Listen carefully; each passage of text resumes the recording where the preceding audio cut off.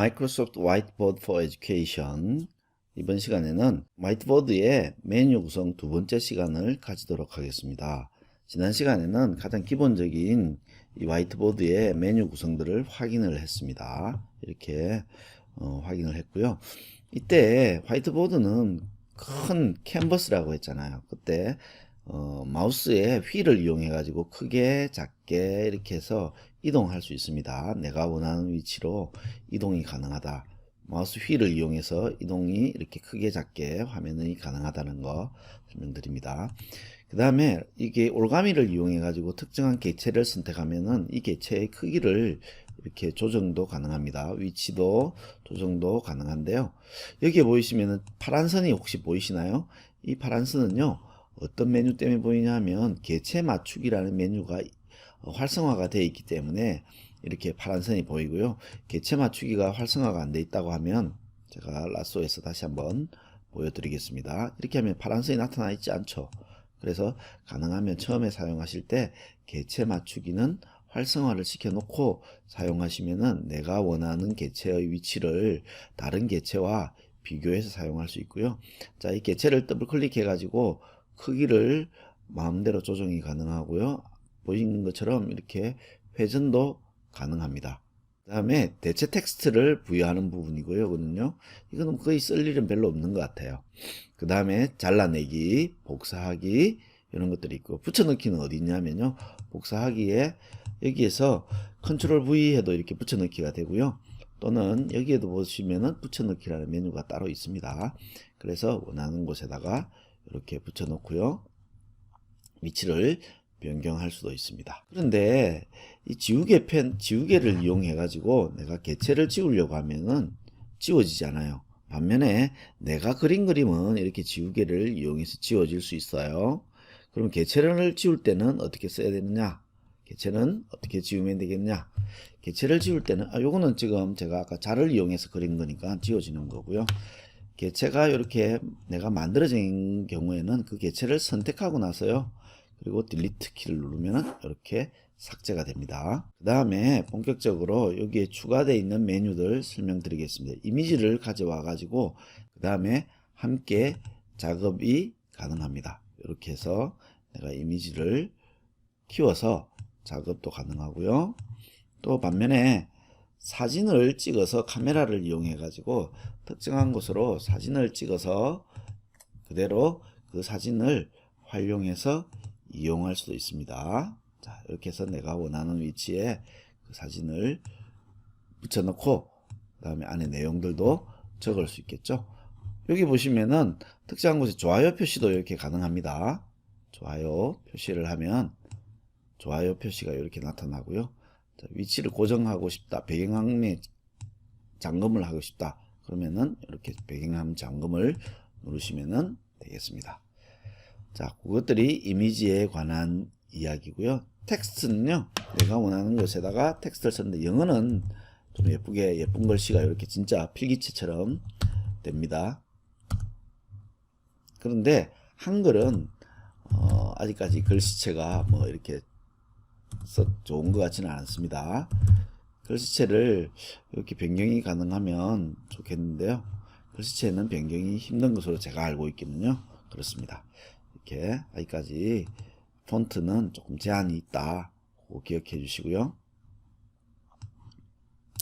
그 다음에 나타나는 것이 메모 부분입니다. 메모를 사용할 수 있는데요. 자, 보시는 바와 같이 내가 원하는 곳에다가 넣고요. 자, 내용을 입력해 볼까요? 자, 메모의 경우에 제가 그냥 이렇게 글을 써 봤는데요. 여기 원하는 곳에 붙여 넣을 수 있고요. 원하는 곳으로 이렇게 내가 원하는 곳을 선택해 가지고 이동도 가능하고 크기도 변경할 수 있고요. 배경 색깔도 이렇게 내가 원하는 색깔로 변경할 수도 있습니다. 마찬가지로 좋아요도 이렇게 표시가 가능하고요.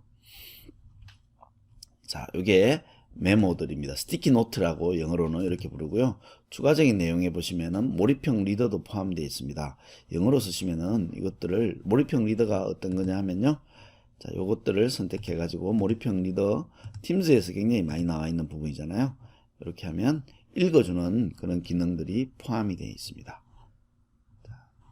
한번 한국어는 좀 메모 내용입니다.